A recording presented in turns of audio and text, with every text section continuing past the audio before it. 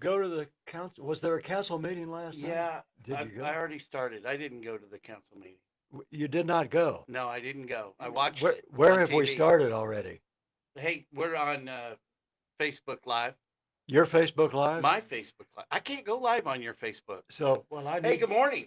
This is Henry McClure live, prematurely. Uh, with Marshall White Hat Barber Here he is, right here. in the flesh. But he wanted. So we were discussing city council.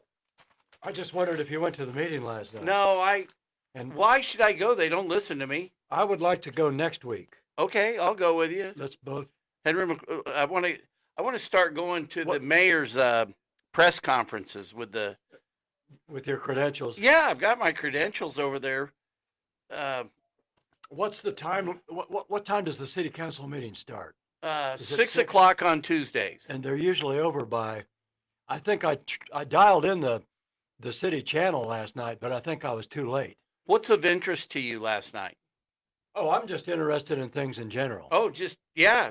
I mean, it's best being down there. You know, I was at a meeting sitting down there, and they were talking about relocating the garage, and from that, I got the garage to go to White Lakes, Oh, the relocating which garage? the city garage that's in that currently is in the way of the viaduct. Oh, that's right. Yeah, the Quincy viaduct. Right, right. Well, Viaduct. Find out the chicken. let me Sorry. let me. I'm trying to dial up a location here because there's a foreclosure sale coming up on the 10th, which I thought might be interesting. Um, Somebody's foreclosing on the Highland Park Apartments. Do you know where those? Do you know where those? No. I was kind of trying to find this. I guess this is it. Does it say the lender? Yeah, Excalibur Funding LLC. Where are they located? Who knows? Well, you can find out. VS Highland Park Apartments LLC defendant, and the sheriff's sale on this is going to be December 10th. I'm just trying to see what the rumpus was here on the Highland Park Apartments themselves. Trying to Google this stuff up, it doesn't really work too good. Okay, here we go. But we Highland can, Park Townhomes Apartment Complex in Topeka, Kansas. Let's see if we get a common address on this. What I hate anymore about trying to Google stuff up is before they even give you any information, you got to wade through about 5 different ads and solicitations for apps, all this crap. 2531 Southeast Bellevue. Huh? You're funny. You're just funny. I enjoy your company. I really do. Well, good. Yeah, 2531 Southeast Bellevue. Hey, before we go any further, can we say happy birthday to Amelia? Well, not yet, but we could. When's her birthday? December 8th. Oh, But today marks the beginning of an elongated Amelia birthday celebration, oh, which is going to start in Lawrence this afternoon at 4 o'clock. she got a jump start on her birthday. We're having a parade. And yeah, she's good. Well, it's like she's in so much demand that she just has to kind of work me in. Oh, You know how that is with Beyonce. oh man, she's a celebrity. They got to work you in. She is a celebrity. So these Okay, so I didn't mean to digress. So, let me get my Facebook Live going. okay. Are we podcasting or any of this stuff yet? Well, Are we going to do that? yes, we're gonna get it. We're gonna get organized. I had to get a new web guy. Oh, okay. Yeah, and he's MD. MD's watching, and I know MD watches everything. He's a good cyber stalker. A new web guy. Okay. Yeah, yeah. Well, what I've been doing is taking the YouTube videos, Okay. and then we've been putting the search engine optimization on them, and then Okay. he's been also dolling them up on the outside, with the graphics, and Right. you're doing a good job, MD. And I'm going to continue. I'm going to hire this guy on an ongoing basis. Good So that, show. huh? Good show. Yes, I sir. tell you. Well, then what he's going to do too is every time I make a Henry McClure live, just like this, he'll download it, put it on YouTube, put the search engine optimizations in, and we're going to get organized. We're getting organized. Yes, sir. Well, and let me just say, this is Facebook Live. Once again, your humble correspondent, Marshall White Hat Barber. Here I am wearing the white hat, along with the inestimable and occasionally inflammatory Henry McClure. Definitely inflammatory. So, yeah, it's the Inflammation Nation creating a big sensation. Oh, man. And as always, this is the Topeka Factor on Wednesday mornings. We try to discuss things going on in the community. I do want or to talk things that about are some of real interest. estate. Yes. And we are going to talk about some real estate. So do you want to do the real estate piece first? I never mind where we go. I have Can I talk about as a commercial broker, leasing versus selling, okay. and I'm also going to go live on X here real quick. Okay. We do pretty good on X. Get us going on X. Yes, we're going on X. That used to mean something else, right? Well, you had a couple more X's. Yeah, it could still mean something else, I guess. Well, so here we go. Let me turn this around. I'm gonna shoot the show. I'm gonna shoot the show off of this screen. Now we're starting to sound like a Junior Walker in the All Stars Motown oldie. Shoot that show. He had one of his follow-ups to Shotgun was shoot your shot. Shoot your shot, baby. So does that have anything to do? Can we bring in any Facebook conversation about Dr. Dunk? Yeah, we should. Because he owes me a phone call.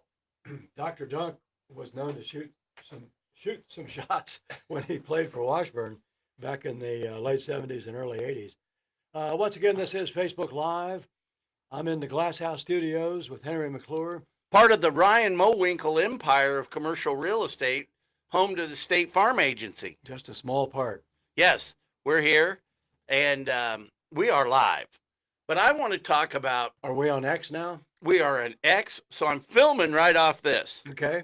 So, and that little Mevo studio over there... I want to say hi to all you ex-urbanites out there. Yeah, but that studio, I got to get that one upgraded because it can go on all the platforms simultaneously. What is that? That Mevo studio? Amoeba? Mevo. Oh, okay. Mevo. This is the coolest little deal known to man. And last time we've used this before. And this is me with a totally blank stare. Well, this thing, when it comes to discussing technology, this thing can connect to your phone, which can connect to the internet, and it's an all-in-one studio. My good friend Bruce Berlinger told me to get one of those a long time ago. Can you use it to buy concert tickets? No. Then what good is it? Is that yours or a comment? I just had the worst experience that I've had so far this year trying to buy some concert tickets. What'd you want to see? Sarah Silverman is going to be at the Midland Theater tomorrow night. You know, and she's kind of sexy. She'll be really happy to hear that you said that. Yeah. Hey, Sarah, if you're out there, her views are far left of yours. Is she? I bet she doesn't have any views. Somebody, Coffee Diana says, what a great picture. Of what? I guess of you. No, it can't be. I think he's talking about the Benjamin Franklin. Oh. Because that's actually a famous picture. Okay, let's get a clarification from Coffee Diana. Which picture are you talking about? Are you talking about the picture of... I'm becoming a picture of health. Of me on Facebook Live? Probably not. Thanks to... or Henry. Dr. Gundry. We're going to get some sponsorships going. I want to get a sponsorship of that narrow gum. Oh, yeah. Yeah. Oh, yeah. Did you got the mints? I took one this morning. I am narrow gummed. There's a limit to narrow gum that you can chew a day. You know, you just... I'm pretty much just doing one Well, I'm Be- not drinking coffee anymore. because I leave the house and forget to bring any more. I got a little green tea working. And Coffee Diana's not coming forward with any more information The about picture. which picture she's talking about. Okay, so let's break I it. don't think it's that. That's picture. got to be that picture. Well, Or could it be that picture?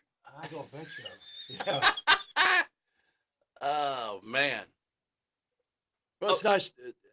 It's nice to know that we have people who are interested in the decor of the studio. The Glass Houses studio. Okay, so we were talking about commercial Let's talk brokerage. about yes. And The this difference is between leasing and selling. yeah, and I'm really talking to the real estate professionals out there. Okay. And when you take on a listing for sale, it's a lot easier than taking on a listing for lease. I'm finding that out. Yes, and what you really want to do is you want to take, and the way you figure your commissions on leasing is you take the annual rent and you get 6% of the annual rent. And you get, and that's based on the length of the lease. Okay. And that's your commission. So, if you have a 10-year lease, you got to take the annual rent times 10, or if it has increases, and then also you get paid based on the credit of the tenant. Right. As long as that tenant's going to be there, you've got justification in getting your commission up front. Do you have them run a Dun and Bradstreet credit report? Well, it depends. I haven't used Dun and Bradstreet in years. Of course, I guess if some big chain like well- Popeyes or McDonald's well, yeah, but you can get a. comes through, you kind of assume they're Let's good. just say it. Let's just say we're dealing with a local tenant. Okay. A and- local tenant. Yeah, yes. let's just say you're dealing with a local tenant. So you get their financial statement, you get their credit report. You basically are like a bank. Yeah, I've had a couple of calls from local tenants about 10th and Topeka. A couple of people wanting to open up Mexican restaurants, but as soon as I tell them it's going to run them about 10 grand a month before insurance and maintenance, they start backpedaling. Oh wow, who's this? Who's what? I don't know. It looks like we got somebody. I hope it's not a sheriff coming to serve me. We got a studio visitor. what, Just you getting got- some mail. It's mail. Yeah, that's all. See, what do I get? No, oh, wait, you've got one stuck in the mail slot there too. No, there was. Okay.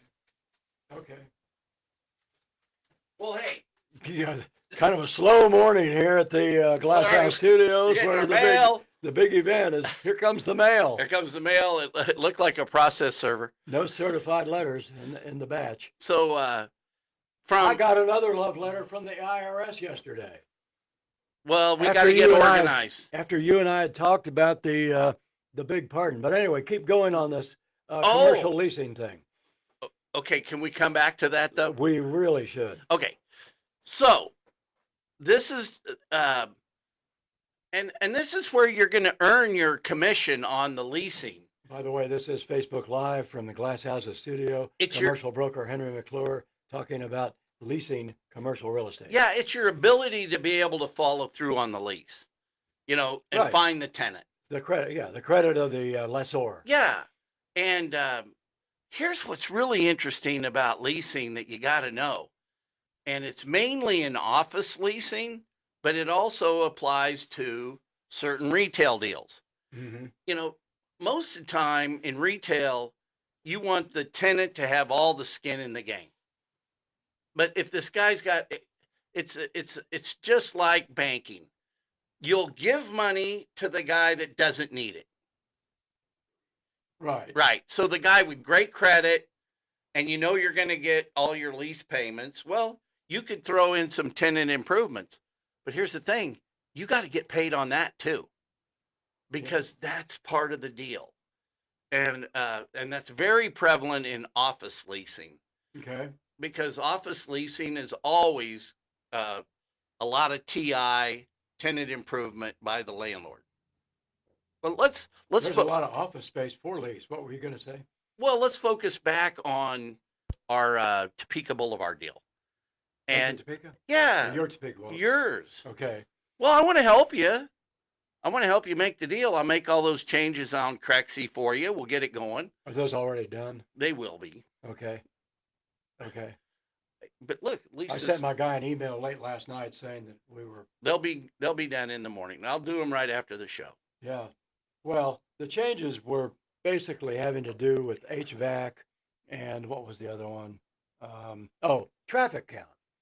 Yeah, we got that. Because the traffic count down there is over 20,000 cars on Topeka Boulevard itself.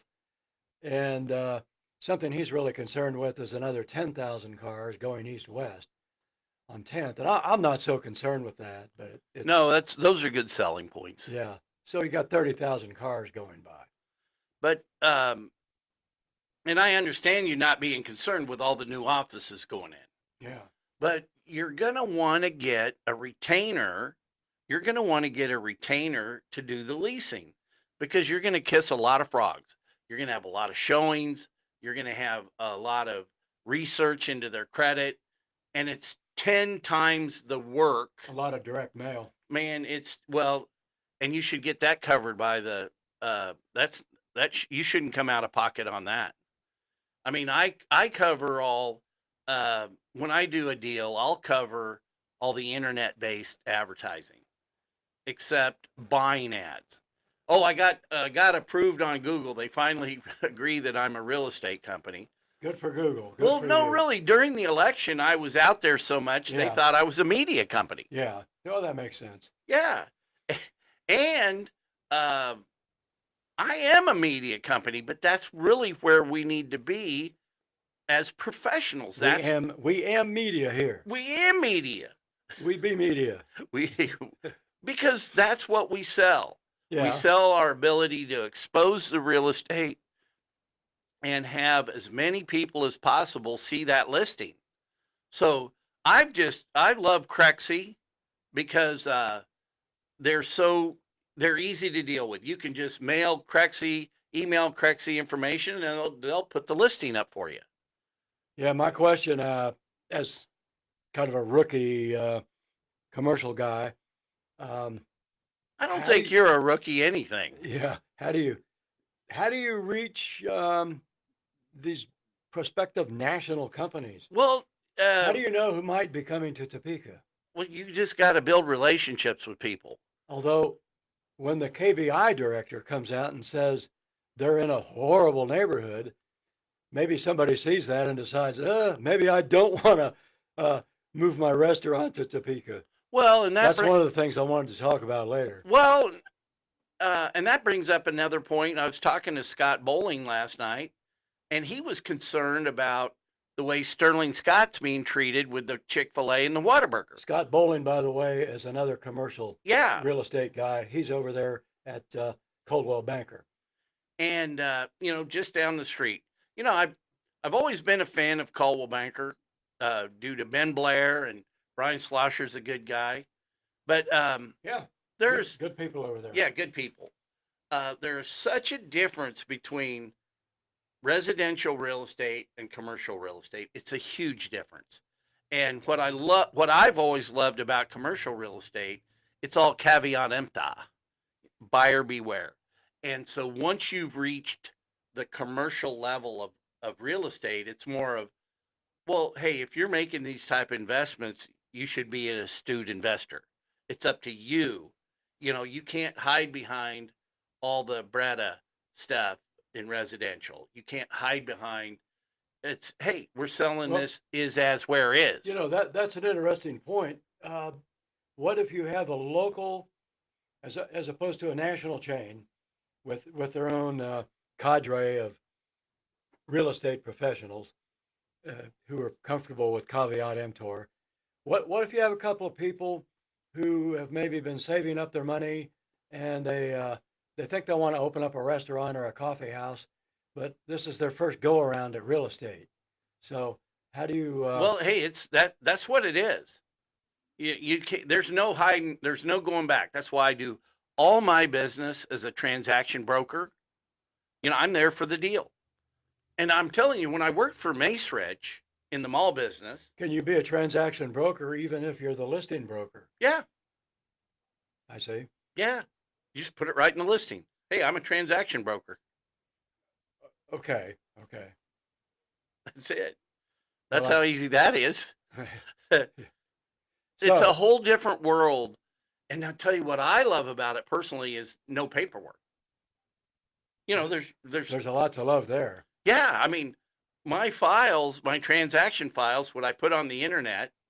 So every time I close a deal, I put it out on a file that the state has access to, and they can audit me anytime. Anymore in residential, you'd think we were rebuilding the World Trade Center or something. The amount of paperwork, It's it's ridiculous. crazy. Like now, there's paperwork before you can even show houses to somebody. Well, and then I looked at, You've you know, got I was with KW for 1 minute.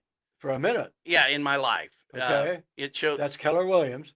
and I had made a Want deal. to say hi to Joe down there in Florida. Hello, Joe in Florida. I had made a deal with them to uh, head up a commercial division with them. Oh, And that's when I owned 2900 McVicker. And I had an agent. I was working with an agent. They owned the Lawrence, they owned the Kansas City store. And as this thing went on, it just never came to fruition.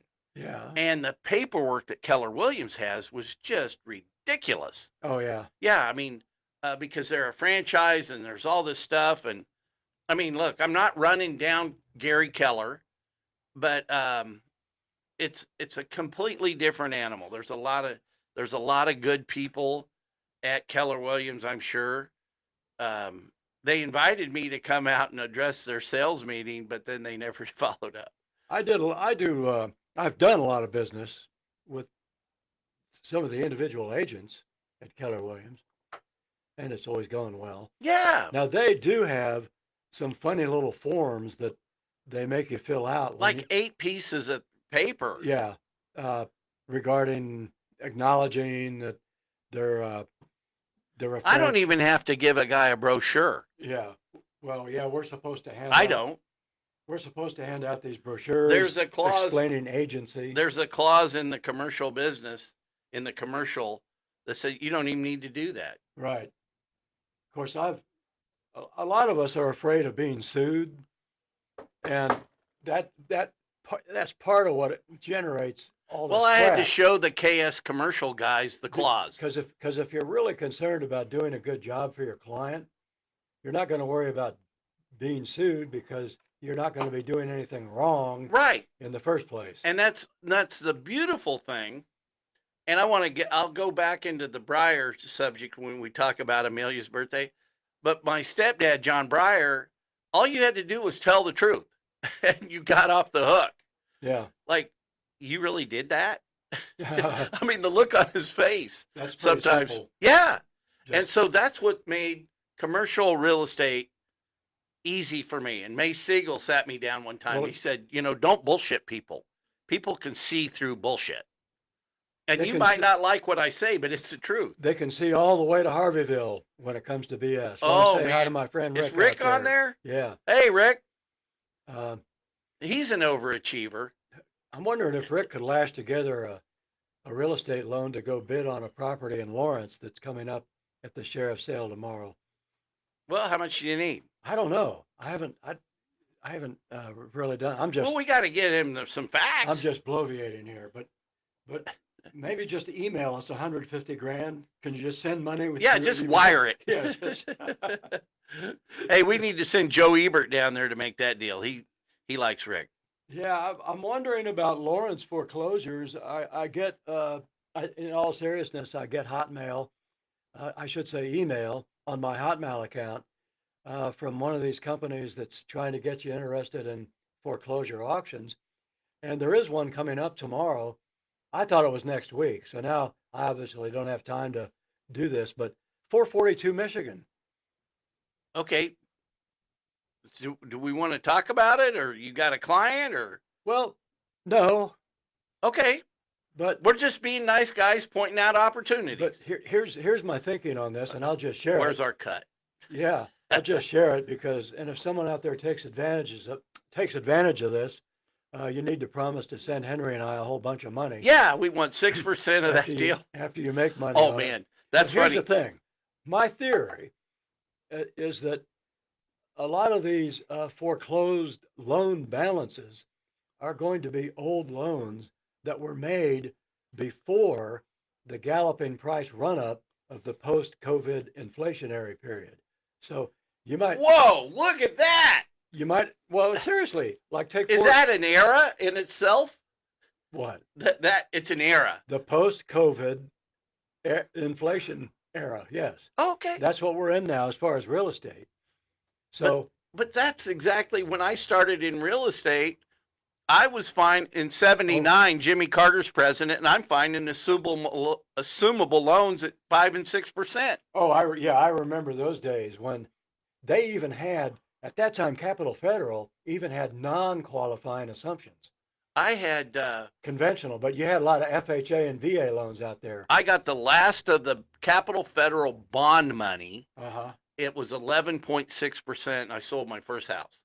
There Right you across, go. yeah, right across from Bill Lewis Real Estate. Oh, on 17th. Yeah, that was a great I story. want to say hi to Mary Jane and Lee. Hey, Mary Jane and Lee. So anyway, my theory is someone could swoop into one of these foreclosure sales and buy the house or the property, theoretically with the amount owed, which is based on a pre-2020 loan balance, and automatically generate some equity. So there it is.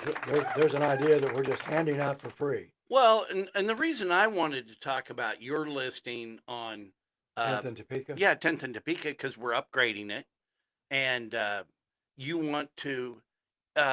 Owners sometimes make us go down rabbit holes we don't want to go down, and that's I can't take it anymore.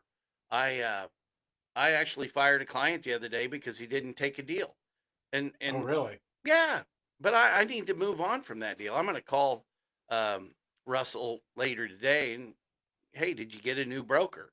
I'm usually the guy that gets the listing when nobody else can do it in the commercial world. What's And I don't mind that. what is this that he won't sell? Can you say? But yeah, I'll tell you. We talked about it. The corner of 21st and Adams and 21, baby. It's called a hard corner because it almost got Henry killed earlier this year.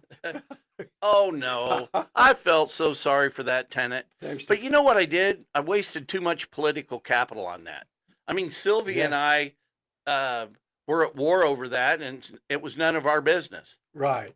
Yeah, it really wasn't. No, it was literally it's none of her business, and Well, at least I didn't have anything to do with it because I hate property management. Oh my God. Don't get me started on that. Especially if you're talking about unpaid property management. Oh, you want to talk about Like unpaid? having to go to Leavenworth to deal with code compliance of the city of Leavenworth. No, let's talk about Hunter Biden not paying rent. Okay, so No. Let's before before we we do that- digress. before we do that, let's say hi to Pam. Hey, Pam. Pam's dialing Where in is on she? my Facebook Live.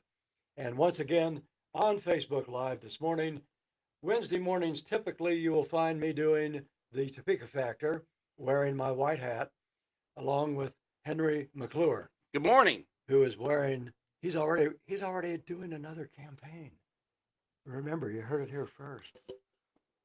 He thinks he wants to be mayor. Well, we're gonna follow the ingredients where a real estate developer became a mayor in Texas. Can I retroactively write a letter to the IRS saying that you may not know this, But you're friends with Hunter but- Biden? let me finish here. Dear IRS, you may not know this, but my dad was the morning mayor of Topeka, and some say that he may have even been president for a while. He pardoned you. And yes, he did. It was So when it was a long-standing pardon. on his deathbed. Yes, if my son ever does anything wrong, he's pardoned. On his deathbed, We absolve him. my dad, the former morning mayor of Topeka, you were absolved of. said, Marshall, don't worry about those taxes. Yeah, I remember that. Don't pay them. You don't have to pay them. I absolve you. Did you hear? Okay, so listen to this. So we're going to get serious now about this whole pardon thing. Well, hang on a second. So I'm listening. Oh, could we do this? Yes. Dallas real estate note. This guy here, Lee, says his house is now 2.5 times what it would have been worth in Topeka for 1,185 square feet. So anyway, Okay. I wonder what the How are we foreclosure making money laws on that, in Lee? Texas are. What? I wonder what the foreclosure laws in Texas are. Oh man, the information's 'Cause- on that. Because my same theory could apply to Texas real estate. You go down there, buy a house at sheriff's Well, let me sale. ask him. How do they value the real estate? Is it in Texas? Do they have like Prop 13? We got to look into that. Because we got to do that in Kansas. Because you know what it also You know, does? you know what they don't have in Texas anymore? Income tax. They don't have doctors who practice obstetrics and gynecology. They are all bailing out of Texas. So Why they don't want to look up the vagina? it's no, because they don't want to look at the inside of a jail cell. And now all these anti-abortion laws they've passed in Texas, if you're a doctor and you treat a woman who's having a miscarriage, some anti-abortion zealot can come in there and have you arrested. That's ridiculous. It's well, and there's this big article I've been reading about how all these it's in New Yorker magazine, how all these Well, you're well read. well, I try to be, all these OBGYNs, they're getting out of Texas. And you know, these states that are passing all this pro-life crap, what they don't realize is that, yeah, you say you're pro-life, but what about a woman who lives 50 miles away Well- from the nearest facility that can even handle a birth because you have ran the OBGYNs out of your state? Rape and incest. So I even got, you know, we got a little sidetracked here. well, I told the Sorry. truth when I got an endorsement from, You told the truth when? well, I always do, but no, really, He says he's told the truth. to the Kansas for Life to get an endorsement. I got interviewed as a candidate, and I said in the cases of rape and incest and, you know, any medical complication, those abortions are fine in my book. And then lastly, I But said, who are you? I mean, some people would well, say, not like a county commissioner is Some going to have people would anything to say- do with that. who are you, Henry McClure, to even have a book when it comes to telling a woman what kind of decision she's going to make? That's funny because you know what? That's how I ended the conversation. I said, hell, at the end of the day, a man shouldn't even weigh in on it. There you go. And they giggled, but I still got the endorsement. You got my endorsement. There you and my go. vote. But Lee, telling the truth is the easiest thing. Look how much I ramble on. I can't afford to lie. right. That pretty well sums up both of our Yeah. position. So, on to the pardon issue and on to the income tax issue. Well, and the not paying rent issue, which is wild, because now What- the firm supporters of the Democratic Party, one of the bloggers, one of the Who's not paying rent? Hunter, By the way, this is he left. Facebook Live, and it's the Topeka Factor with myself, Marshall Barber, and Henry McClure. You're so good about prompting and telling Well, people what we're doing. I appreciate If you that. listen to like the best interviewer in any media anywhere, Jim Rome, you listen to his sports show. No, on AM 1490. Jim Rome will be interviewing some famous athlete, but about every 5 or 10 minutes, he'll just come in and say, "Okay, now we're Hey, this is Henry McClure live with Marshall Barber. there. You go." I've known on him the back Topeka from when he was a Factor. famous DJ here in Topeka, Kansas, Oh, whose father pardoned him That's from the right. IRS issues. My dad, the morning mayor, Now, before he why- died, why on was his the- actual deathbed, he said, Why "Marshall, was the quit paying those who taxes." was mayor in the evening? Yeah. Oh, back then it might have been Bill McCormick, or before that, could have been Hal Gerlach.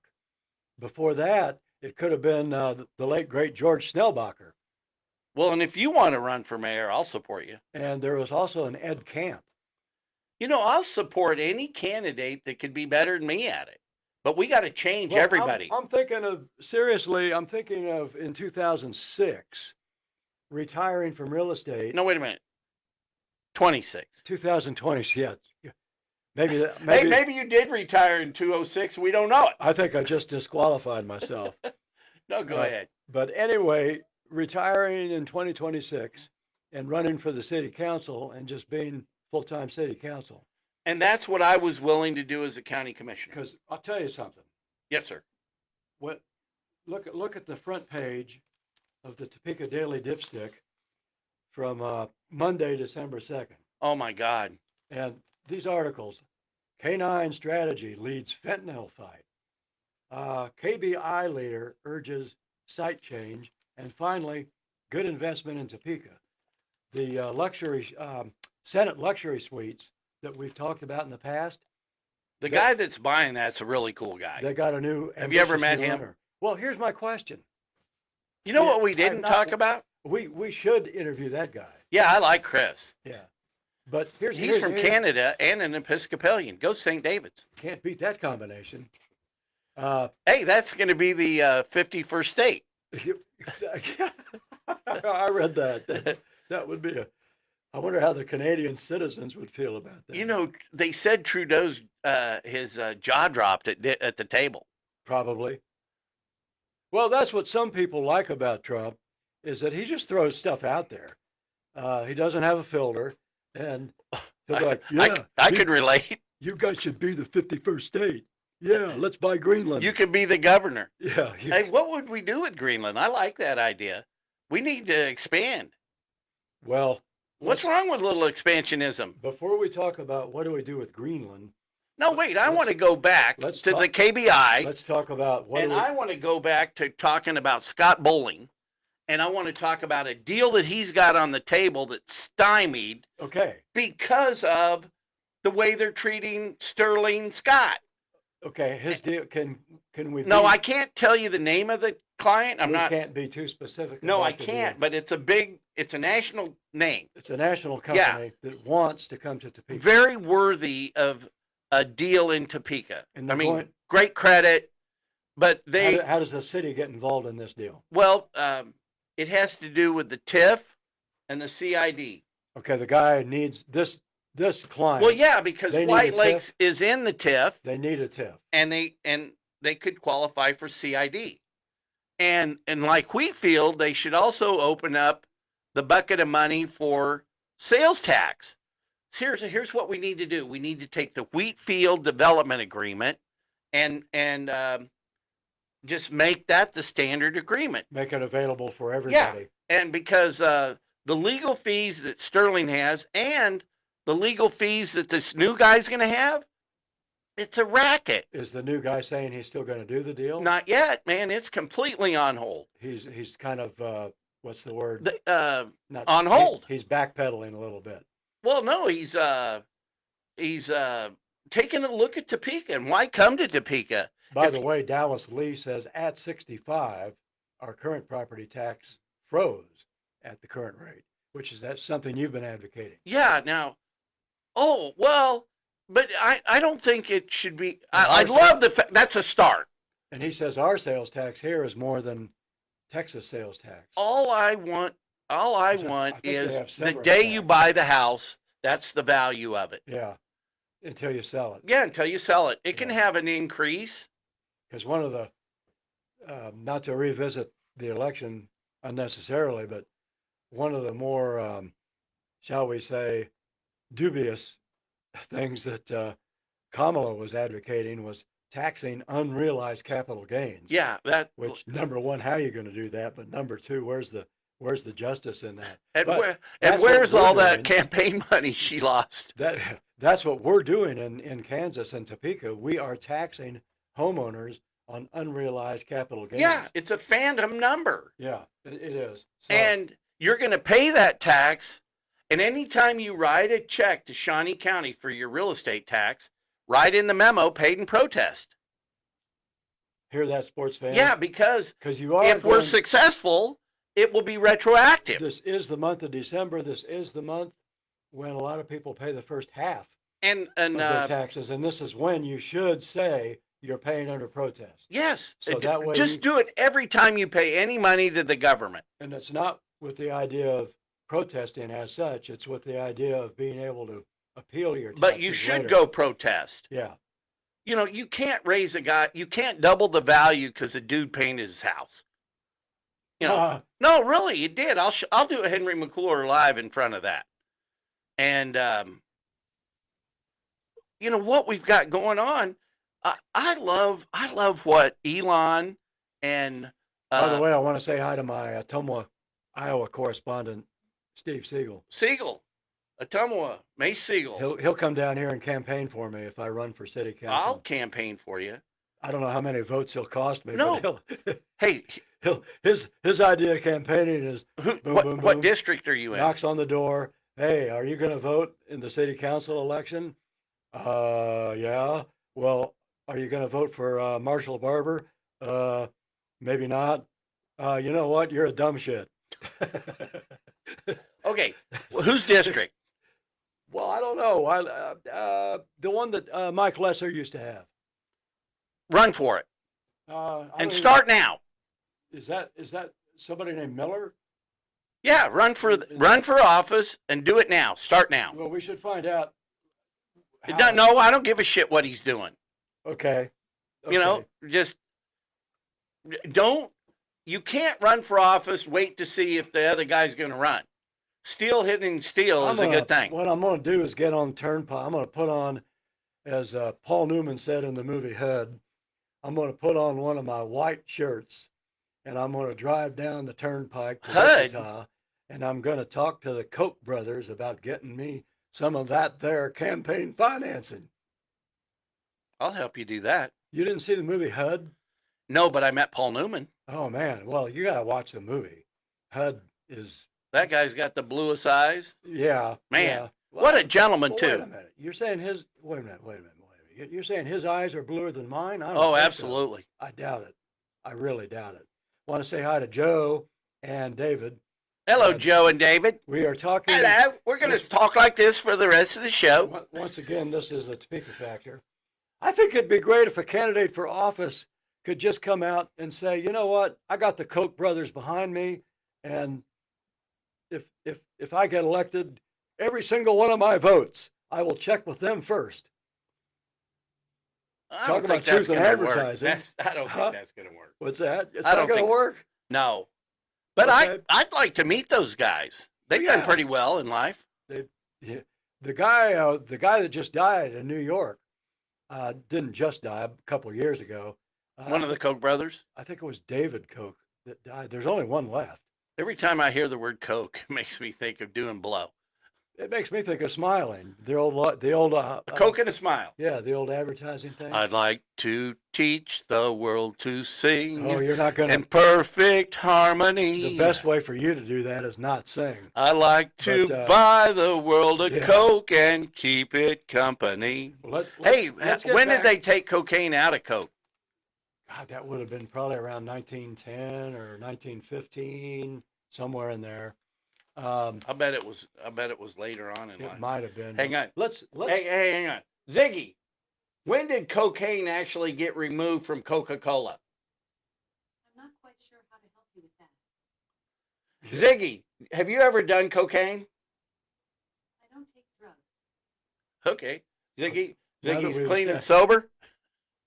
Now that we've established that, let's go back to these two news stories.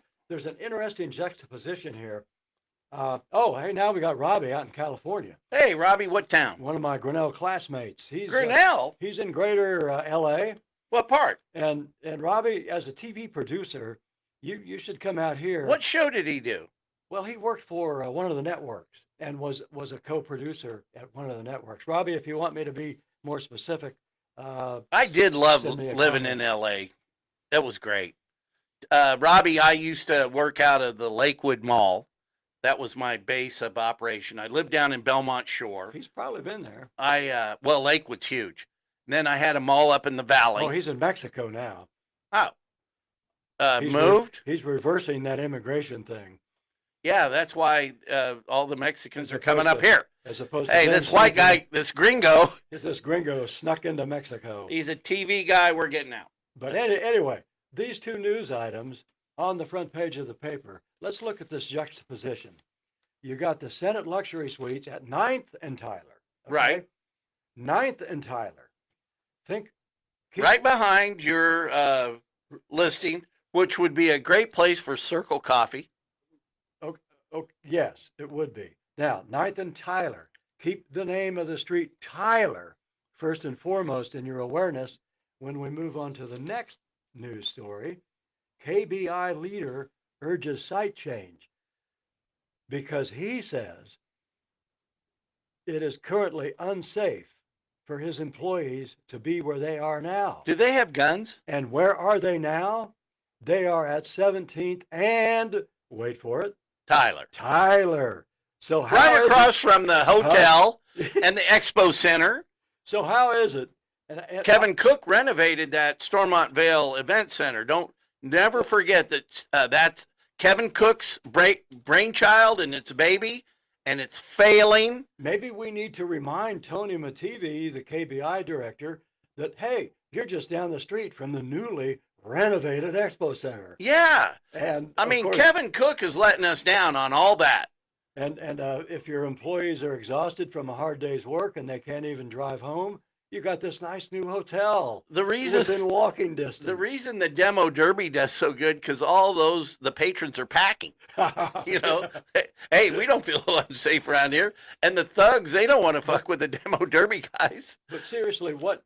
Okay, it says director cites horrible neighborhood in Topeka as impetus. So now, is the neighborhood at 17th and Tyler substantially different from the neighborhood at 9th and Tyler? Yes, Or it is? yeah, it is How is it different? because of, and I'll tell you why I know. I did research right after I did College Hill. I had a research assistant in the office. Once again, this is the Topeka Factor with Marshall Barber and Henry McClure. One of the most beautiful people inside and out that I've ever known, and this girl was the hardest worker. In fact, her Who's dad's in the real estate who's business. she Love. Hmm? Her last name at the time was Love. Was she an appraiser? No, she was just a admin Oh, okay. in my office at MCRE LLC. Oh, back then it was probably McClure Real I Estate. wonder if that was Amy. I can't recall her first name. Amy Love was an appraiser for a while. Well, this gal, no, she went to work at SBG. Okay. And they provided daycare. She had a baby. But this girl, we took everything from 17th to Huntoon to Topeka Boulevard and Lane. And we have I've got the file in here. To Let's do see if what? I got the file. Hang on a second here. While you're getting the file, let's say hi to Patty up there in Montana, where it's probably 80 below by now. Yeah. Just happen to Yeah, have the like file this. here. I mean, look what she did. Look at this. Look at this. Amy did that? Well, I Okay. don't think her name was Amy. What was the purpose of that file again? What's Well, this do? because we wanted to know, I wanted to know at the time, all the landowners and what we Oh, had. you got the landowners for every. Yeah. Wow. Yeah, we did the homework on it because what I thought that after College Hill, we needed to move on to Central Park and we need to clean that area up. You only have 19% home ownership in that area. And you've got the flea bags 19% home ownership where? in this area. In the area maybe that Tony Mativi's No, talking no, about? from, well, right across the street. And it includes, 17th to Huntoon, 17th to Huntoon, Topeka Boulevard to Lane. Topeka Boulevard to Lane. Yeah. I, So is everything east of the College Hill project. I wonder how many of those rentals Joyce and Rich own, now that Joyce has signed on this morning. Good morning, Joyce. And But look, we did also this. want to say hi to Barry. Hey, Barry. So I wanted to move on to Central Park to push the defendable wall further to the east. By defendable wall, we mean, So College Hill acts as a defendable wall to everybody to the west. You know, to the College Hill So- area. so are we going to build a wall in Topeka? No, it's a Dumb shit. So anyway, Defendable wall. it's a spiritual thing. Yeah. It's a spiritual A wall. spiritual thing.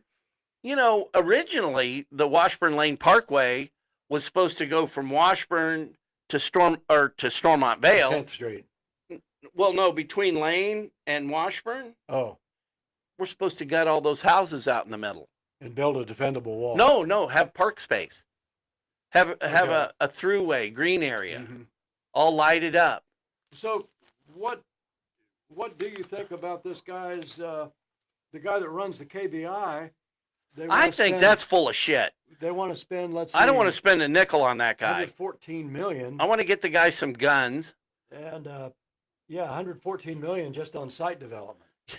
You know, the sheriff told me he tells his friends that they ought to all pack due to the border. Well, this kind of raises another question, which is apparently crime is so bad that even gun-toting law enforcement types are afraid for their lives when they go to work at the KBI headquarters. Well, think about that. This does Hey, not no, make- this is This does not make hey, any Matt sense. Pavarnak. This is his job. Matt Pavarnak ought to be, he runs the city basically on behalf of the people up here. You know This what? is all Matt Pavarnak's fault. They should give, Matt needs to put on Matt and Cook. one of those yellow vests and personally escort KBI employees Yeah. from the building to their car. We'll when they issue get off a work. taser. Now, he doesn't- I remember when Do you own a gun? when Hills was still, I do, but I don't even know how to use it. But the only reason I own a gun is because You inherited it. one of these abandoned houses that I cleaned out Had a gun. had a rifle in it.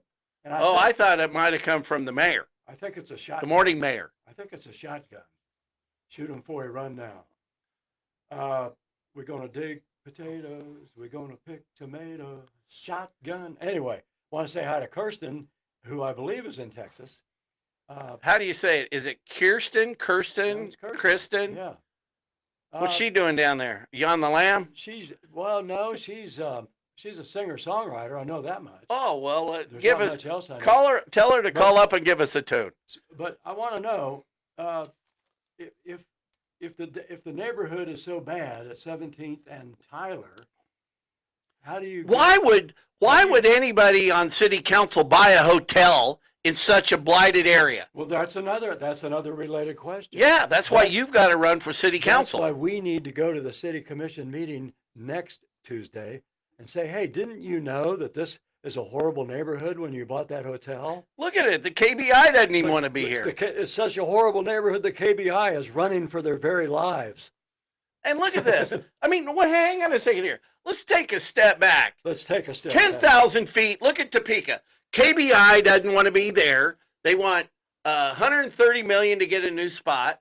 We own a hotel that we shouldn't have bought. How much did we pay for it? Well, we paid 7.6 million. Okay. And I think they just approved 72,000 for something last night. Then we got Kevin Cook out there renovating the Expo Center, and it's failing. We've got a company, an outside company that gets subsidized to run it. We've got Yeah, maybe someday Kirsten could come up to Topeka and do a concert at the Expo Center. we got their- $1.5 million in extra They're perfect acoustics. expenses on the boulevard, and poor Sterling and Blake Scott are getting milked. Benish is extorting anybody for a traffic study here and all the improvements. Look at it. They don't hire from within. Why would you want to join the Topeka Police Department when poor old Clump didn't even get a shot? Well, he got a Actually, shot. Yeah. Did you ever know Clump? I'm pretty sure that Kirsten lives in Austin, which is where our new police chief lived. What's Yeah, his name tell her again? we want to report on that guy. Yeah. What do you know about what's his name? And What's my his cousin lives in, I forgot his name, Chris something. Yeah. I mean, forgot he's it. a really nice guy. Have you met him? No, but Well, I went down and watched the interview. I'm assuming he has an abundance of positive qualities. Sure. And he's got a lovely wife. He was a Marine. It's not like they're hiring Tommy Tuberville to be our next police chief. Who is Tommy Tuberville? He's that idiot from Alabama. probably the dumbest senator ever, if not right now.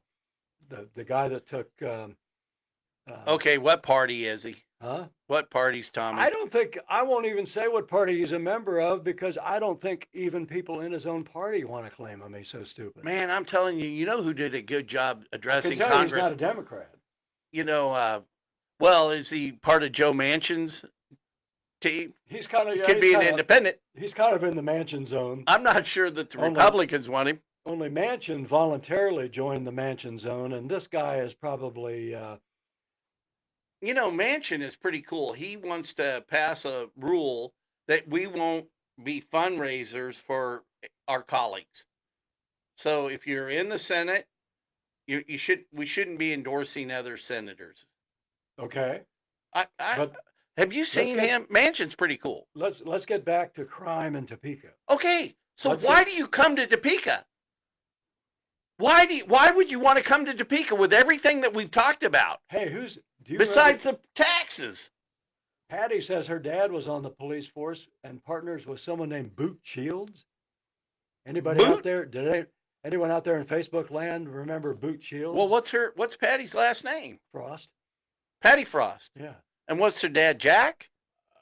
No, I don't know what her dad's first name was. That's all I She have. doesn't say. That's not funny. Uh, That's all I had. yeah, it's all he's got.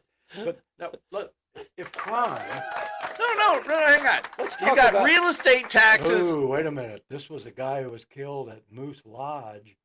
Name was Leonard. So yeah, He's online. this is not something. How did he do that? This isn't something we need to be joking around about. Boot Shields. This apparently was somebody who lost his life while in service to the police department. So yeah. Anyway, Well, we're sorry about that. We Yeah. didn't know. crime in Topeka. If it really is so bad that the KBI has to abandon their post, doesn't it tell us that we need to do something different from what we have been doing Right. about crime? Right. I mean, in other words, Well, about government. we can kind of second guess. There is a downtown memorial for Boot Shield. We need to figure out where that is and do a Topeka Factory. Yeah, let's Live do thing. a apology tour for our actions today. Well, I mean, we were starting to sort of make light a little bit. We didn't really go there, but what I want to say is, let's juxtapose those two news stories, especially the one about there being so much crime that the KBI wants to flee for their lives. What are we going to do in Topeka about actual crime? Okay, because the Topeka police actually catch a lot of criminals. And then what happens to the criminals they catch? That is my question. Do we have presumptive probation for the guy that just broke into your car? I'll tell you something. We do have presumptive probation. We do. This is a question. Oh, A former police officer who used to do security at the 10th and Gage Core First Bank used to tell me that was the problem. Presumptive you know, probation, Mike Padilla used to be a security guard at White Lakes. as well as a policeman. Yeah. So maybe he'd be sympathetic to this.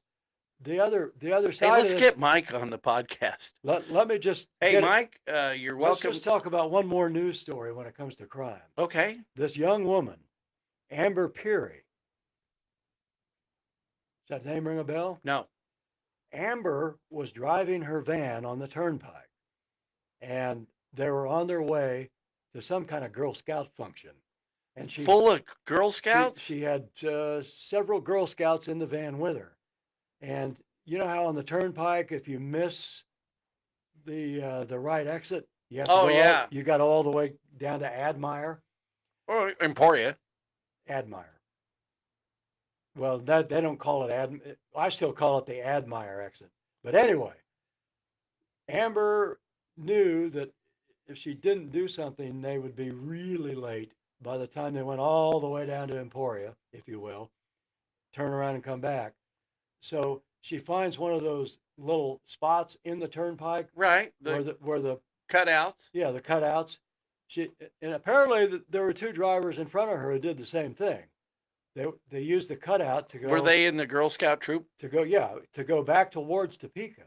right? Well, Amber, and you can understand how somebody who's all stressed out and nervous doesn't see an oncoming semi. Oh, wow. So the semi hits the van. Three girls were killed, including Amber's own daughter. Now, let's say that Amber uh, was on some level guilty of some form of negligent behavior as a driver. Isn't this just bad luck? But yeah, mostly it's bad luck. Right. And here's the question, Henry: how is society protected by sending somebody like Amber to jail when we are taking people who actually have broken into your car and giving them presumptive probation? It's The, injustice. the judge yesterday sentenced Amber, who, by the way, still has one daughter who lived through the accident, and it's a divorced household, so she's a single mom. Uh, I mean, this is a heartbreaking story. well, it is 64 months. Well, Amber has been sentenced to 64 months for her part in this accident. maybe just take her driver's license away. Well, how about if we give her a chance to redeem herself with some community service, and send her around to some of the high schools, and tell our young drivers her story. Turn her story into something useful instead of making her rot in jail for 64 months. So here's my general point. This is what I want to talk about at the city council meeting next Tuesday. From what do they call that? Public comment. Public comment. Here you have, on one hand, actual crime that's so bad that the KBI wants to bail out.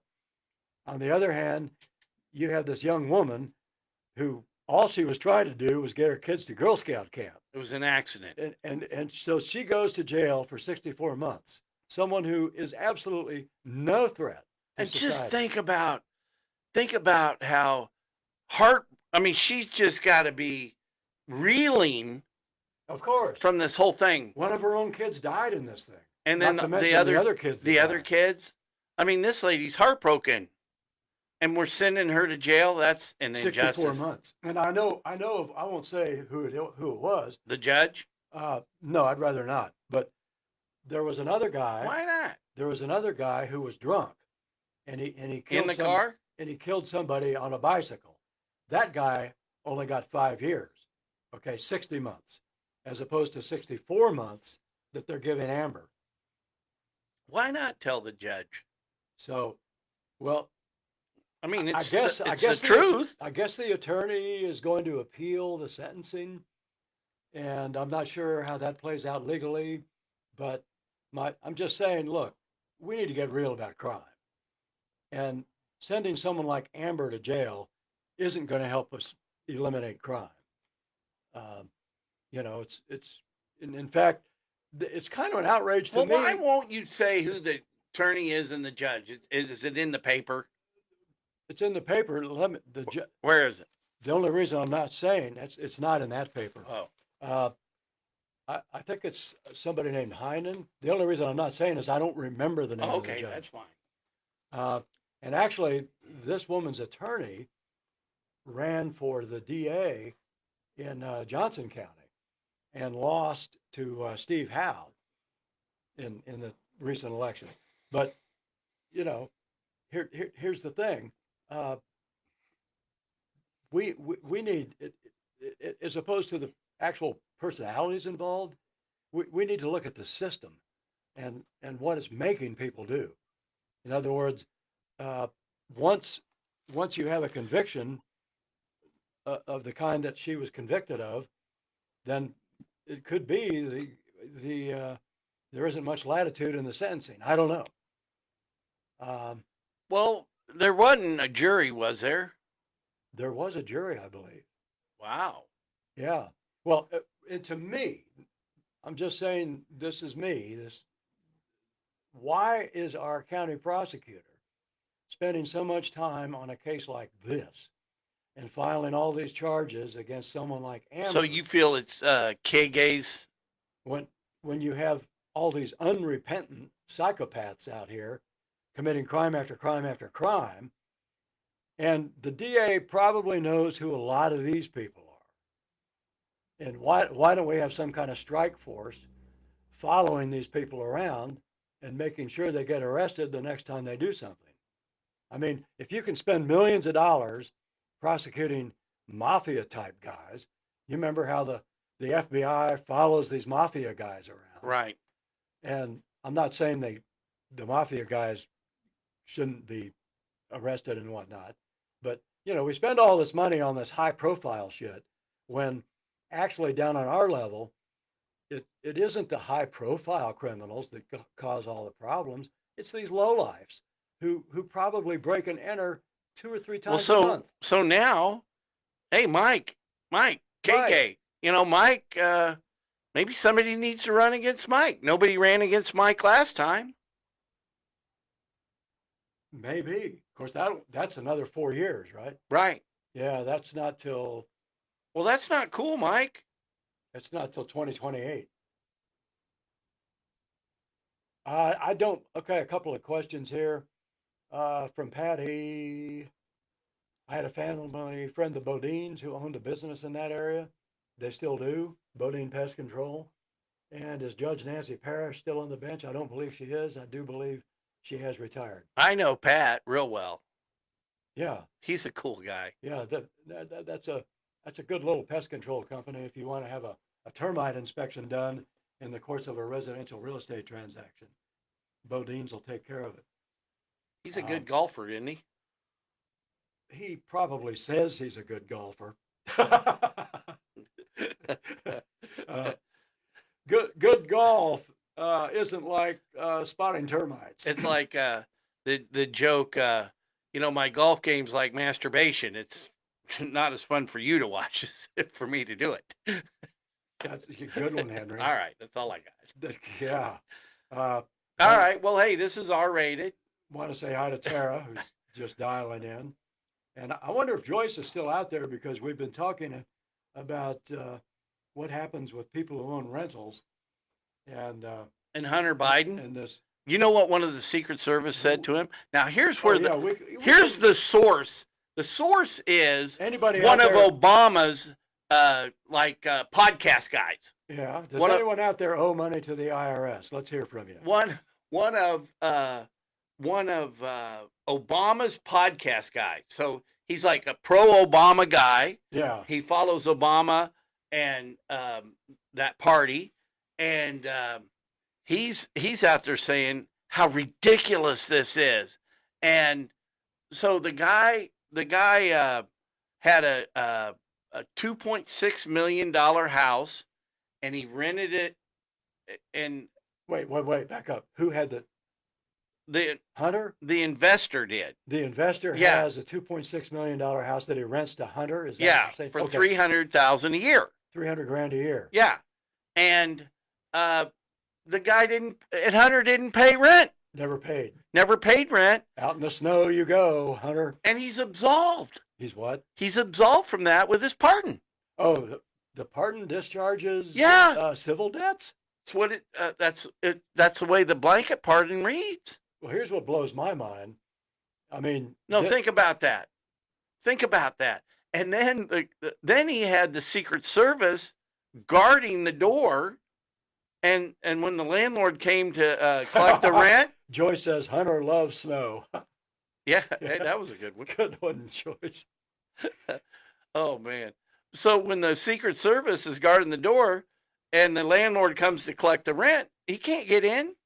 Oh, the full force and majesty of the federal government is used to run the landlord, the owner of the property, off. And he goes, one of the Secret Service guys says, well, just consider it your contribution to the American government. That's a good way to look at it, I suppose. No, it isn't. How could you afford not getting $300,000? Wait, who gets $300,000? The landlord doesn't get it. He's supposed to get it. Oh, here's another question. I'd like to see the dollar amount that we spent on the Dana Chandler trials. There's another one, which may have to do more with prosecutorial ineptitude then Well, yeah, didn't the girl get disbarred? yeah, she Yeah. did. I mean, making up shit. So Well, no, hang on a second here. It's Why- not so much the pardon, it's the lying about the pardon. yeah, That's what makes me mad. Well, no, You- I'm not going to pardon him. Well, yeah, you're going to pardon him. He's your kid. he said he wasn't going to pardon him. I So what do guess you when he ever was- believe when about he- that guy? Well, hey, I'm sure he thought when he said that he was going to run for reelection and get reelected. So he knew, as someone running for reelection, if he pardoned his son, that would be a bad look. Well, So by he could have commuted his sentence. when you're in politics, I'm not saying everybody does this, but a lot of people, when they get into politics, develop this sort of denial reflex of the first thing they go to is, oh no, I'm not going to pardon that guy. We knew he was going to pardon him. Just quit lying about it. Or oh no, I didn't get drunk and assault that woman. Or oh no, I didn't fail to pay my income taxes for 30 years. I mean, they have that reflex, sort of a knee-jerk response to wrongdoing. You know what I When hate it's about exposed. local politics today? What do you The hate county about local politics commissioners- today? The county commissioners never vote no. They're in lockstep. They already have it planned before they get there. You know, Wouldn't they- that violate the open meetings law? To have an agreement before the meeting about how you're going to vote in the meeting? I'm not going to tell you how they do it. Hey, Martha, how do you think Cook's going to vote on that? Well, I think he's going to vote no. And then they all hear it. Well, no, they never vote no. Speaking of the hotel business, we got a little sidebar going about the late great Bob Brock and his son Ed. Bob was a developer of the Holiday Inns in Topeka, With Along with Sid Gary. Lindquist. and Gary Keller. No, Lindquist first. Well, I know, and eventually Keller got involved in the ownership. And the only Holiday Inn left is the new one out there, the Holiday Inn Express. Yeah, and that's owned. Is the one on Highway 24 still there? Yeah, Okay. I don't know if they're the same owner. That I think was- Parrish actually owns the Holiday Inn Express, or he did. That was one of the first, the one on Highway 24, I believe, was one of the first Holiday Inns in America. So if I take a trip to the Sandbox, can you keep the customers entertained for a I'll- minute? Or I'll do my best. where are we on the I'll do my show? best. Where are we on the show time? What time is it You'll anyway? have to excuse Huh? me. I Henry's, don't know. Henry's making a trip to the Sandbox. What we've been talking about this morning on the Topeka Factor, which we try to do Wednesday mornings here on my Facebook Live, Henry's Facebook Live, and elsewhere. Oh, it's 27 after 11. Thanks, Joyce. She's not only feeding us comedy lines, she's also the unofficial timekeeper of the Topeka Factor. But this is really, I think, it's something to think about. On one hand, it's really good to know that this vacant eyesore, the Senate Luxury Suites, which, as you can see from the picture in the newspaper, has been boarded up and had vagrants invading it and doing lots of damage there while it was vacant. It's really good that someone's going to take a swing at that and try to make it something beautiful again. And at the same time, I'm seeing this fundamental disconnect between that news story and another news story in which the KBI, the leader of the KBI, who was also a candidate for Attorney General a couple of years back, says, this neighborhood's so bad, we need to get out of here. I mean, what does that say about Topeka? That the neighborhood's so crummy that even a law enforcement agency can't be there. The other thing that we haven't really talked about much is how the KBI is trying to deal with fentanyl in Kansas. And Excuse me. I'm I not, feel better. I'm not so sure that they don't have any resources that they need, but the problem was that fentanyl itself rarely appears by itself. It's usually mixed in with other drugs. So there were some problems with trying to enforce the fight against fentanyl.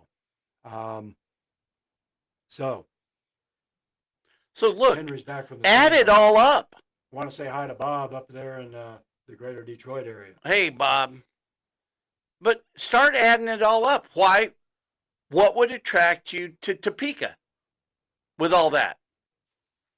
Yeah, when you Yeah, have a what's the front-page story- attraction to Topeka? What? Oh, wait a minute. It's the iconic bridge. Oh, let's not If for- we build that iconic bridge, people will flock to Topeka to walk across the river. Right? right. Yeah. That's the solution to Topeka. That will save our community. They're going to say, It's iconic. they're going to say, forget about that gated community down in Florida. The KBI guy is iconic. I want to be near that iconic footbridge over the Kansas River. Yes. You can have the Gulf of Mexico. Give me the Kansas River any day of the week. Green Acres is the place to be. No, I'm serious. Think about it. Start adding all this up. You can just see Malibu. It's all sophistry. Malibu emptying out even as we speak. It is all sophistry. From celebrities wanting to have that $1 million view of the iconic footbridge. Yes. We are going to build a townhouse here, a condominium project. So this is kind of what, if we can kind of generalize here, it seems like people have just lost touch with reality. Bingo. In other words, Government doesn't have a budget. here's what's real. Somebody breaking into your car or your house and stealing all your shit. That's real. That's real. Okay. The idea of an iconic footbridge attracting people to Topeka, that's a fucking fantasy. No, Excuse hang my on. language, but Let's go back. it's a fantasy. Let's go back to the KBI guy. This neighborhood is not safe. He says. He's a cop. He's a cop. It's not safe. I mean, what? That's a stupid way to request funds. Admittedly. Yeah, but we need an iconic footbridge. But it's reality. It's So, reality. here, His employees are accosted by criminals and homeless people when they're trying Welcome to to go what we put up from one with. building to the other or to the parking lot to their cars afterward. So if you do my idea about freezing the valuation, so the day you buy a property, that's the value of it till you sell it. That's another thing that's real, by the way. Yeah, that's real. Is the increase that people who are just living in their houses and not trying to sell them. We're taxing people Those people out have of their to- house. Yeah. There are people on fixed income that will become homeless because of the government, And this is because of reality. the system. This is what's real. Yeah. Well, listen to this. Well, then you take my approach to it. Well, then all of a sudden, you don't have as much money going to the government. You spend So they have less chance of wasting this money. you spend $7 million. Did you catch that? Say it again. If less money is going to the government because Less. you're given a fair evaluation of it. Hey, the market value of my property, let's say it's 100,000. Well, And you buy it for 100. yeah. Then the government has to start budgeting that property's only going to be taxed at 100 grand. In other words, So this whole thing about the way they do the valuation is to find phantom money. the big picture is say, just throwing out a number. Let's say your total revenues are $250 million. That means your budget for the operating year that you're taking in 250 has to be equal to or less than 250. Yeah, that's the revenue neutral idea. And Uh, that's where our buddy oh man, come on. The guy with the petition. that's the local guy. Yeah. Yeah. I know who you're talking about. I Oh, can't man. remember his name Oh, either. come on. I But feel this- embarrassed.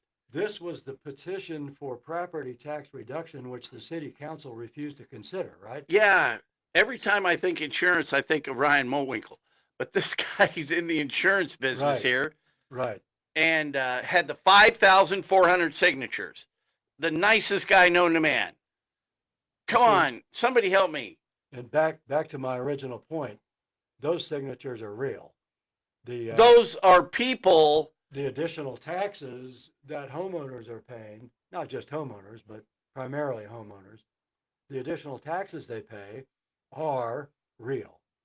And what we have instead on the governmental level is people saying, well, we can carry forward this deficit, we can engage in all these financial machinations, and then on top of that, we will raise property taxes. Come on, I am totally embarrassed. And they don't have the integrity to come out and say, we don't even have to vote to raise property taxes because we know that thanks to those increased valuations, property taxes are going up and we don't even have to vote on it and be publicly associated with the increase in your property taxes.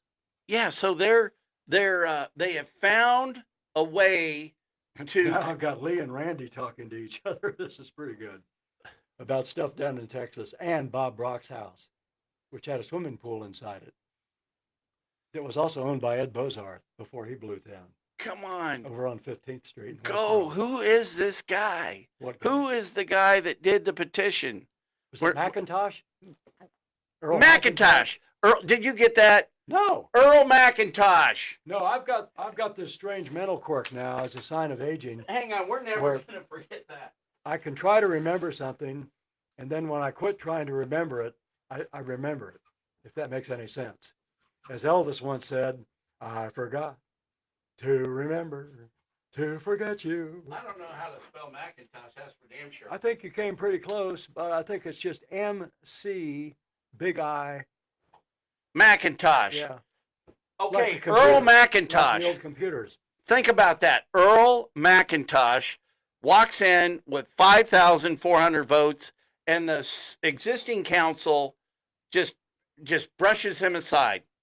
And see, I don't know, 5,400 people. is there a connection between We can never forget that name. Earl McIntosh? Is there a connection between the issues that we're talking about? Yeah, Joyce wants to know if he was an insurance agent. I think he still Yeah, is. he is. His offices are down here on Gage, right by Glasshouse's studio. You know where behind Sonic, you know, next to the Benjamin Moore Paint or Allied Paint. Yeah, down there by Kirk and Cobb Real Estate. Yeah, exactly, right Yeah. next to them. Yeah.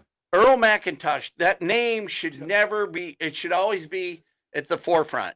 Well, he fought the good fight. Man, He definitely did. and he's going to take. And- He's going to take Neil Dobler's. Is there a question I'm asking this morning? Is there? We've been talking about 3 or 4 different things that may or may not be related. The first topic of conversation has to do with property values and property taxes. Another topic has to do with the crime rate in Topeka. And The crime rate, the How- biggest crime rate is the appraisal process of this. And so if you don't, that's a form of theft. it's right there. extortion. So is there any connection between what's going on with regard to the reality of the streets, Well, yeah, it's, 17th and Tyler, and the malfeasance involved with property taxation on the city and county level? we Uh, got, well, here's the thing. We got to change that at the state level. But there's a party that controls the House and the Senate, so we ought to be able to get that through. But you know whose idea I want it to be? I want it to be Laura's idea. Oh, I thought you wanted it to be your idea. No, That's, no, if it's my idea, it's fail. yeah. Well, it's not my idea. Everybody thinks I'm crazy. I'll let Laura take all the credit for that one. Yeah. Come on, Laura, get off your ass. Let's make this happen. I want a meeting. Hey, I want a meeting with Laura Kelly as fast as I can. Somebody get me in. Okay, sports fans, you've heard it here on the Topeka But Factor. think about that. Think about everything that we That- talked about today. that This could- is the Topeka Factor. That could be a headline in the Henry Topeka- McClure meets with Laura. Topeka Daily Dipstick. No, it's McClure demands meeting. I'm not demanding anything. I wish. I would prefer to sit with you. I want to have the meeting at Cedar Crest though. I'd like to go in there. And once again, this is the Topeka Factor with your humble correspondent, Marshall Barber. as well as I got to interview Laura on the 4th of July in Potwin. you did. Yeah. And I've actually been working. Joyce says that would be a good headline. Yes. Want to say hi to Dave. Hello, and- Dave. And Steve. Lots of folks are joining us on Facebook Live this morning. That's good. I'm actually working on a my residential deal in Potwin. I'm not sure how that's going to go. my web guy is in Bangladesh. He's tuned in on mine. He's in Bangladesh. Yeah. Boy, there is a country that's okay. Lee says that fentanyl is bad here in Texas with high school students also, and this is really sad. When we were in high school, Henry, There was some weed. there was a little weed, but really what we did was mostly drink poison like cherry slow gin. You remember that? Coors Light. They didn't even have Coors Light back then. Yeah, they didn't they? Nope, not when I was in high school. Not only did they not have Coors Light, they didn't even have Pop Tops. Hang on a second. You had to have what's called a church key in order to open your illegal can of beer. Joyce would remember that, I'm sure. Ziggy, when did Coors introduce Coors Light? We'll get the date on this. According to an Alexa Answers contributor, Adolf Coors started a brewery in 1873, and Please. almost 1 century later, the first Coors Light was released in the year 1978. See?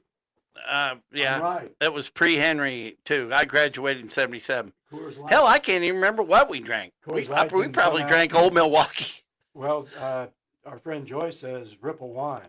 or PBR. We probably drank that. Also Paisano wine. Also, my favorite. I had to get a day job before I drank Coors Light. This is my favorite was Mad Dog 2020. Moby MD. Dick. And their advertising slogan was, "You're not drunk till you wreck your car." Oh man. Okay, so Or what about Boone's Farm? or if you think you have a problem with drinking, stop thinking. Yeah, smoking like an alcoholic. Yeah. Now people are reminiscing about their favorite Boone's Farm with a screw cap. Nothing says nothing says you Colt 45, nothing says you've embarked Schlitz malt liquor. nothing says you've embarked on a path of irreversible downward mobility. I guess we drank when Coors. when you find yourself drinking wine out of a bottle with a screw cap. We drank. That means you absolutely, if you haven't hit bottom. Well, you're you know just what the about to. vineyards have done now? They've created whole vineyards that are for immediate consumption. They did. Yeah, I missed out on it because I got sober. we've missed so much. Not at all. I'm enjoying this side of the fence. That's kind of an ironic statement on my part. In other words, we've not only missed all these new developments in the alcoholic beverage industry, which are designed to make alcoholic beverages even more addictive than they were in the first place, but we've missed all these exciting drugs like fentanyl and meth and what's the other one that's so big? Molly, ecstasy, MDMA. Never took it. We've missed them all, buddy. I chewed magic We got- mushrooms up one time. Those were fun. Yeah, I never did those either. That tastes like shit, but man, whoa.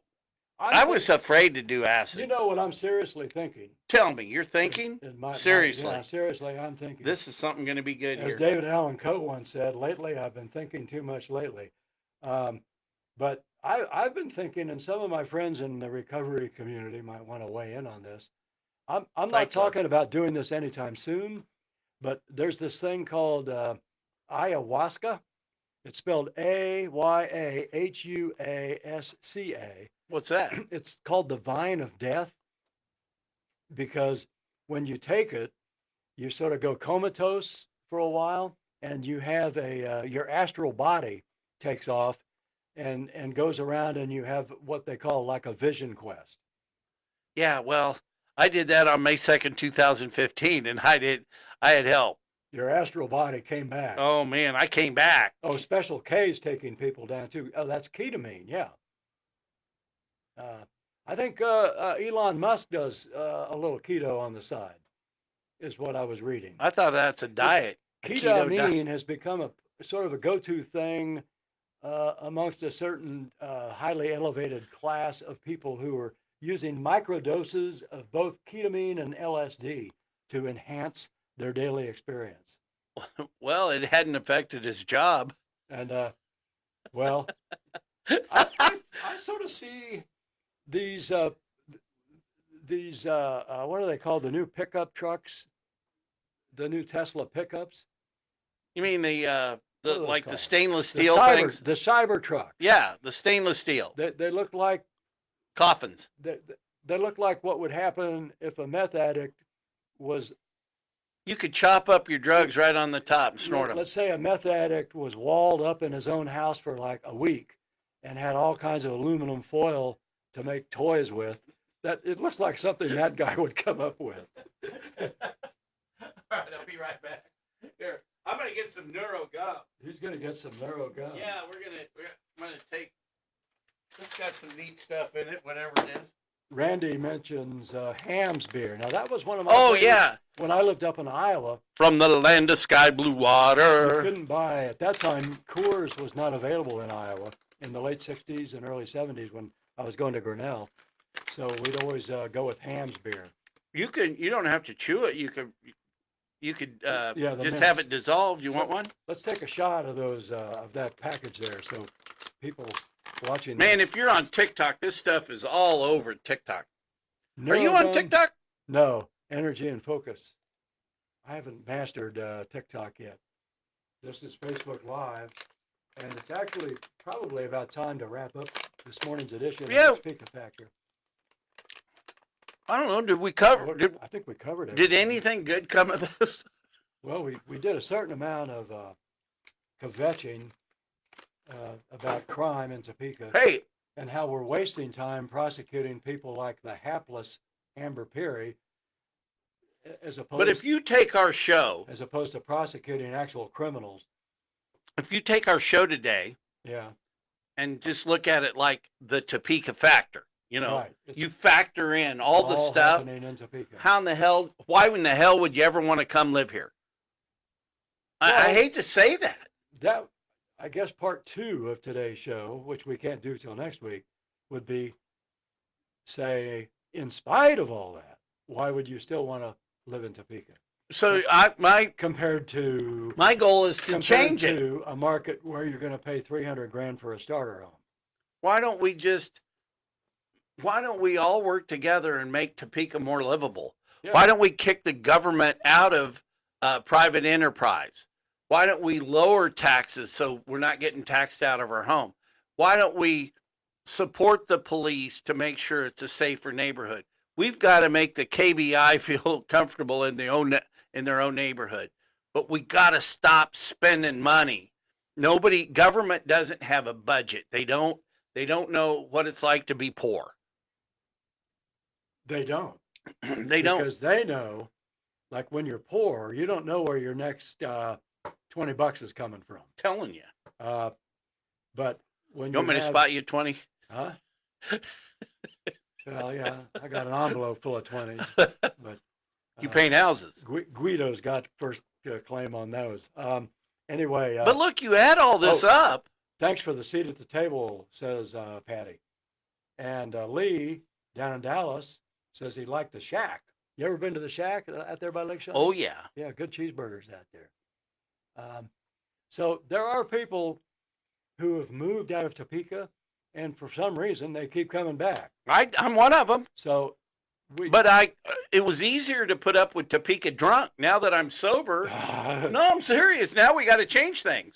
that's another marketing slogan. Topeka, it's okay when you're drunk. But A seriously, good town to be drunk in. but Topeka. at least my changes aren't just for Henry McClure. They help everybody. Or the question mark, let's say question, drink too much? See you in Topeka. There you go. Hey, we've got an iconic footbridge. Did you ever see the interview about the guy that jumped off the bridge? Here? Yes. One of my interviews. I interviewed this guy and he jumped off the bridge to the west Yeah. on Topeka Boulevard. Yeah. and he hit a bridge that fell down. Okay. The guy hit a bridge. This is true. Well, yeah, that We got the police reports to back it up. so he plunged into the Kansas River Yes. and hit the remnants of He- the old bridge. Yes. Interesting, because they demoed. No, it was an old bridge that only took the railroad track. That it. Oh, he hit the remnants of the old railroad bridge that Right. went down in the '51 flood. Exactly. Yeah. And Yeah. this guy's a miracle. There he is. There's still. That reminds me. By the way, we've been thinking. I've been thinking at least about having a cinema of the week type thing here on the Topeka Factory. Oh yeah. Good movies to watch while you're cooped up indoors by the winter. And when you mention jumping off a bridge, one of the best movies ever made is one called Girl on the Bridge. And it's a French movie. Je m'appelle Henri, très bien. It's about it's starring, by the way, the inimitable Vanessa Paradis. Woo. And she was only like 20 when they made this movie. French hottie. But this movie has to do with a young woman who is despondent, who jumps off a bridge, and then this other guy, who is also somewhat on the downward side of a career curve. He's Jumps off to save her. He saves her, and it turns out this guy is a carnival performer. One of those acts where you throw knives Right. at somebody. Only the thing is, you miss that person while they're spinning around in a wheel. Yeah. And so And then she becomes the lady that, so he and then he saves- kills her with a knife. No. He saves her life, and as the movie progresses, she ends up. I don't really want to blow the ending, but Go ahead. Nobody's gonna watch it. Well, I'm not. huh? And it's- Okay. and it's in black and white. Is it got subtitles? It has subtitles. This is a movie. Okay, Lee says he remembers a guy named Neil jumping off Macy's, committing suicide the year he graduated from Seaman High School. In downtown I Topeka? guess it was the downtown Macy's. Where else would it be? It's West Star now, Couldn't- right? Yeah, that was the David Wittig deal there when Westar bought the old Macy's building. But this movie, Girl on the Bridge, and I can't remember the name of the director, but they probably have it over at the Topeka Library. Now, Are you a member? if you want to talk, well, sure, everybody is. But I when, am. when you talk about the intelligent expenditure of tax dollars, a really good example of that is our library, which is an absolute gem. And it's a place where you can still find, if you're like me and don't do a lot of streaming, but like to watch DVDs, you can still find a lot of DVDs. You know, they're overtaxing us, though. Yeah. You know, the library is overtaxing. They've exceeded their authority. That's another one. Well, they just need to start collecting on those overdue library books again. Well, So, no. Again, here it is. We've got to start living within our means and our budgets. You can't just start overtaxing and then, oh well, so how do we they got caught. overtax? It's a real estate tax thing. Do they have the authority? To No, levy they taxes? don't. This is a whole nother thing, This is a whole nother Yeah, it topic is. for next week. or maybe a couple weeks, because there's a lot of homework Oh, to do. Randy wants to know about the girl that jumped off the Capitol. See, as soon as I get into mentioning a woman jumping off a bridge What about Billy Joe McAllister? as a plot point, all of a sudden we get all these people Does anybody asking know questions Jill? about people who've done that in Topeka. Now, I think the girl that jumped off the Capitol inside and landed by the information desk, that might have been the immortal Debbie. What was her last name? Was she Um, lived? I'll think of it later. Yeah, she lived. And this was the woman who ran over. Huh? What? See, I hate this when I can remember part of the names. Hey, we'll start writing them on the wall. Never forget Earl McIntosh. Yeah. And never forget that Kevin Cook's got a big job coming up in 6 months. There was this woman who was in prison, and Kansas the correctional center brings inmates out to do jobs, right? Right. Uh, Like capital, slave labor, capital area maintenance. working on the chain gang, Right. like Cool And- Hand Luke. And this woman was doing that when she jumped over the rail and tried to kill herself. Well, was she chained like And her name was Debbie something, and she was in there. Debbie for murder. Downer? Yeah, Debbie Dunya. Sorry. This is But what about Billy Joe McAllister? Are we going he to talk was about throwing her? something off the Tallahatchie Bridge. I thought, oh, He didn't jump off the Tallahatchie Bridge. okay. That was the immortal Bobby Gentry. Now, see, it really bothers me that I can remember Bobby's name, but I can't remember the last name of Debbie, the woman who jumped off the Capitol building railing inside She's a survivor. after she killed her boyfriend. Did he deserve it? Some Sorry, say he I'm did. sorry. Some say he. The facts of that case seem to be that they got into a violent argument, and he was beating her up, but somehow or other she got him outside and ran over him and then dragged him to death underneath the car that she ran over him with. How far did he get drugged? Well, I don't know, maybe 15 feet. Man, that's enough. He was a former K-State Circus football performer. player. Kansas City football player. K-State football Oh. player. And it was Woodfin. That was his last name, Woodfin. And I still can't remember her last name. This is bad. Was it Mrs. Woodfin? No, it wasn't. They weren't married. It was over in the Highland But Crest wasn't it a neighborhood. common law marriage? It was over in the Highland Crest neighborhood. And at that time, I was showing houses to the county coroner. And he was living in a rental just down the street from where that occurred. And I Now, said, was he on the scene when Debbie was I there? said, well, doctor, I guess this is just an opportunity to take your work home. Oh my! Oh, well, that was that was- actually pretty good. That was I mean, that was a long way to go to get there. that was But Dr. you got to admit, I got to give you credit for that. that was Dr. Eric Mitchell. He was a great guy. And they left Topeka after a while, but yeah. Dr. Eric Mitchell and Alexis, his wife, really good people. Grant Glenn's kid, I think, was the coroner for a while. Yeah, Lives now in New Zealand. right. Hey, so what did you think, real quick, before we This go? is really going to bother me for the rest of the day. I cannot remember this woman's What name. did you think about? Now, see, there is somebody who actually committed a crime worthy of landing in the Women's Correctional Center.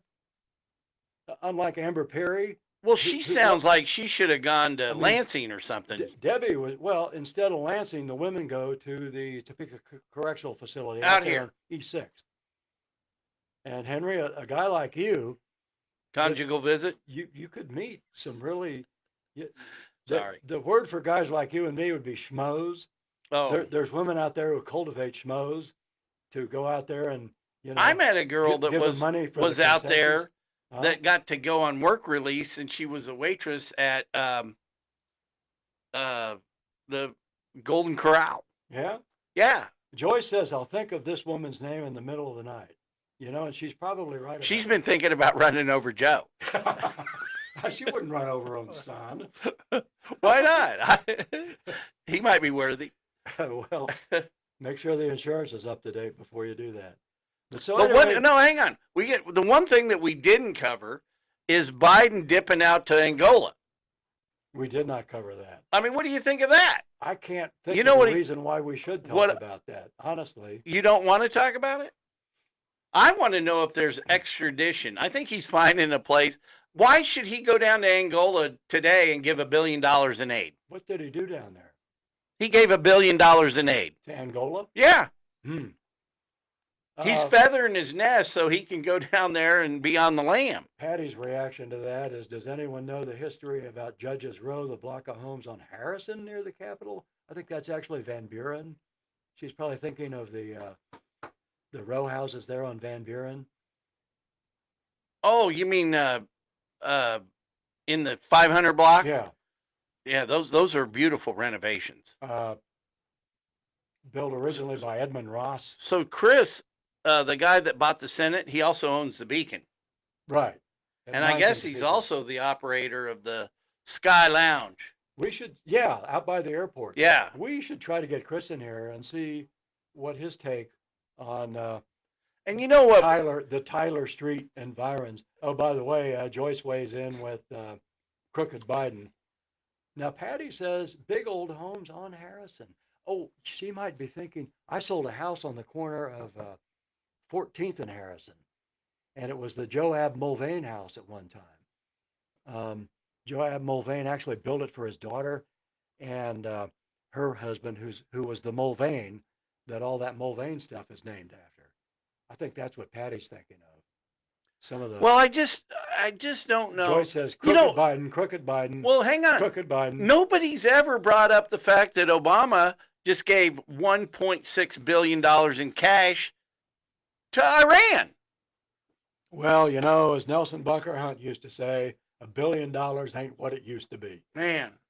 Well, anyway, what I'm talking about. Oh, now Sue just corrected me. Billy Joe McAllister did jump off the Tallahatchie Bridge. So I was wrong. I thought I that. will very quickly. Thank admit you. it.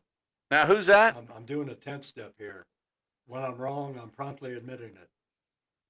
Thank you, Sue. That was Sue Freeman Banks. What's the name of that song? Ode to Billy Joe. Ziggy, Ode to Billy Joe. play Ode to Billy Joe. Big hit in the spring of Ode to 68. Billy Joe by Bobby Gentry on Amazon Music. Here we go. Oh, We'll my get God. this. Okay, here you go. We'll get this. I've got the audio going here for you. Facebook might. Today, 3rd of June. 3rd of June. Around here, the big day is June 8th. Here's the thing. This will probably get muted. Facebook doesn't like. You can do anything on X. Oh, yeah, Facebook, the copyright Nazis are going to get that. Yeah, I hope they don't mute the whole show. Yeah, I better sign off All right, because they might just take down the whole show. Ziggy, Until next we're week, done.